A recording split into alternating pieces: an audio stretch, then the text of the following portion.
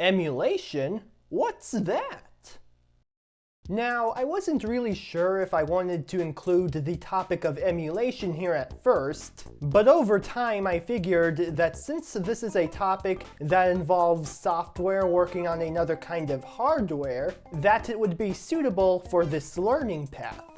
So with that said, what is emulation, you may be asking? Well, emulation is a type of software that gives another piece of hardware the ability to act as another piece of hardware, thus emulating another piece of hardware so that a piece of software will be compatible with said piece of hardware. The actual hardware, that is, such as a computer. Let's say, for example, that a Windows 10 PC wants to be able to play GameCube games.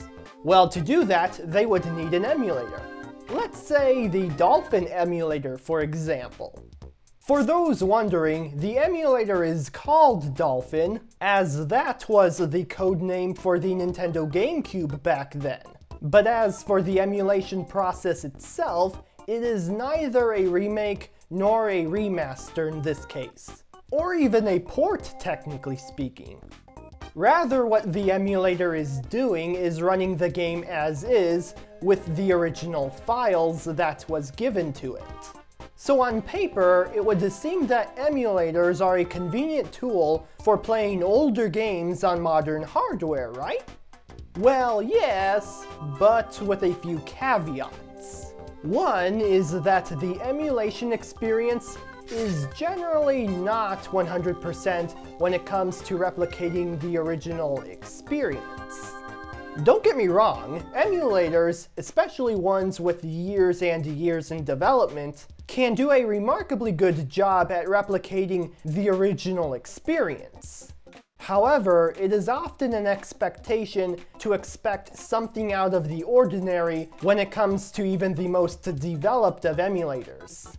These issues can range from the game crashing at certain points that weren't on original hardware, to graphical glitches that weren't there before. What's more is that these oddities can differ from game to game.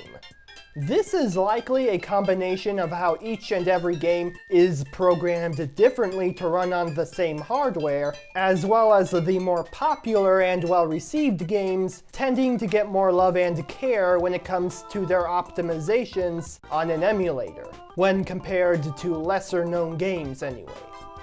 It is worth noting that while many gaming companies will put out official releases using emulators, even their own emulators at times, but the emulators that I am talking about here are the ones that are unofficially made and/or handled.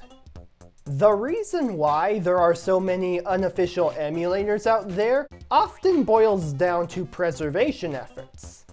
You see, it is a sad truth for how there are many games out there, good games or bad games, that don't see any official re-releases.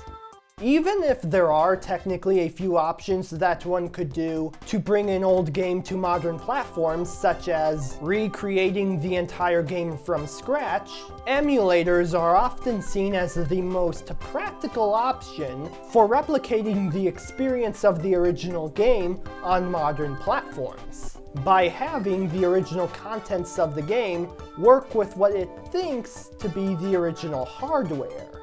This, however, can pose something of a legality problem, especially when it comes to a combination of emulators for modern systems, plus the original files being distributed online for free, which in of itself equals piracy. Though if you're curious for more info, check out my short single mission learning path on the legality of emulators, and the line between what is legal and illegal.